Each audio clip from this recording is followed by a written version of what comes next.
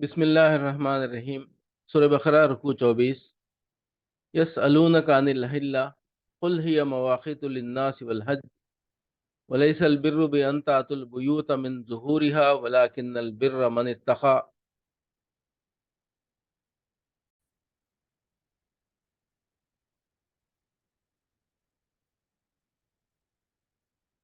وأتوا البيوت من أبوابها واتقوا الله لعلكم تفلحون وقاتلوهم في سبيل الله الذين يقاتلونكم ولا تعتدوا إن الله لا يحب المعتدين واقتلوهم حيث ثقفتموهم وأخرجوهم من حيث أخرجوكم والفتنة أشد من القتل ولا تقاتلوهم عند المسجد الحرام حتى يقاتلوكم فيه فإن قاتلوكم فاقتلوهم كذلك جزاء الكافرين فإن انتهوا فإن الله غفور رحيم وقاتلوهم حتى لا تكون فتنة ويكون الدين لله فإن انتهوا فلا عدوان إلا على الظالمين الشهر الحرام بالشهر الحرام والحرمات قصاص ومن اعتدى عليكم فاعتدوا عليه بمثل ما اعتدى عليكم واتقوا الله واعلموا أن الله مع المتقين وأنفقوا في سبيل الله ولا تلقوا بأيديكم إلى التهلكة وأحسنوا إن الله يحب المحسنين وأتموا الحج والعمرة لله فإن أحصرتم فما استيسر من الهدي ولا تحلقوا رؤوسكم حتى يبلغ الهدي محله فمن كان منكم مريضا أو به أذى من رأسه ففدية من صيام أو صدقة أو نسك فإذا أمنتم فمن تمتع بالعمرة إلى الحج فما استيسر من الهدي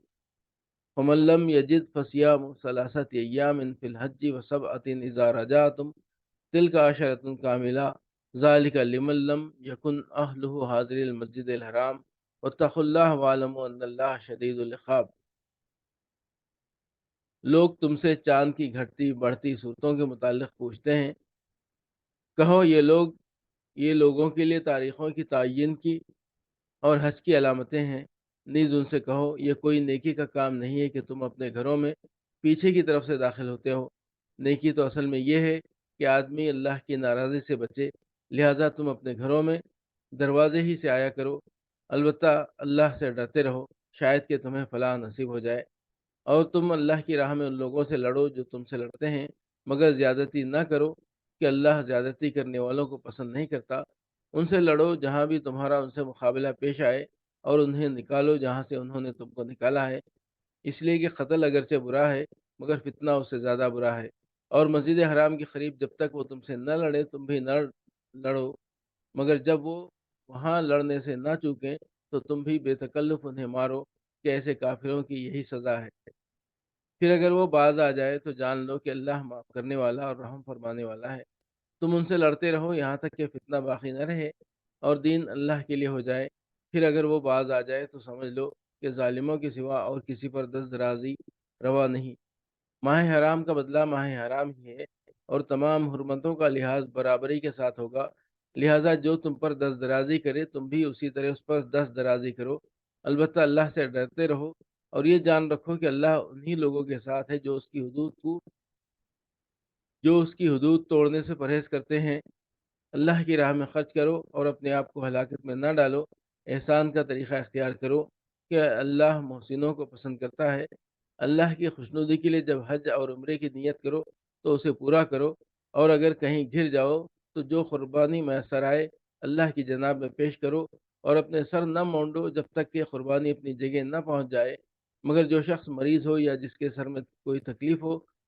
تو اس بنا پر اپنا سر منڈوا لے تو اسے چاہیے کہ فدیے کے طور پر روزے رکھے یا صدقہ دے یا قربانی کرے۔ پھر اگر تمہیں امن نصیب ہو جائے اور تم حج سے پہلے مکہ پہنچ جاؤ تو جو شخص تم میں سے حج کا زمانہ آنے تک عمرے کا فائدہ اٹھائے وہ حسب مقدور قربانی دے، اور قربانی میں اثر نہ ہو تو 3 روزے حج کے زمانے میں اور 7 گھر پہنچ کر اس طرح پورے 10 روزے رکھ لے۔ یہ رعایت ان لوگوں کے لیے ہے جن کے گھر بار مسجد حرام کے قریب نہ ہو، اور اللہ کے ان احکام کی خلاف ورزی سے بچو، اور خوب جان لو کہ اللہ سخت سزا دینے والا ہے۔